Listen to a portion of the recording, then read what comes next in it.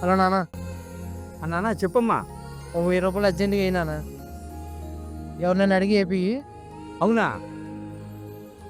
సరే నాన్న, నన్ను కనుక్కునేస్తా. నిన్ను ఎవరైనా మోసం చేస్తారు నాన్న, జాగ్రత్త. Okay okay.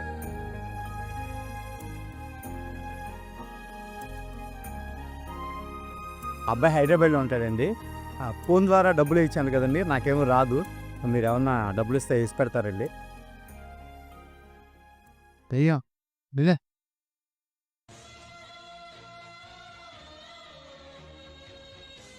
ఇది స్కామ్ రా, వీడు స్కామ్ వల్ల ఉన్నాడు.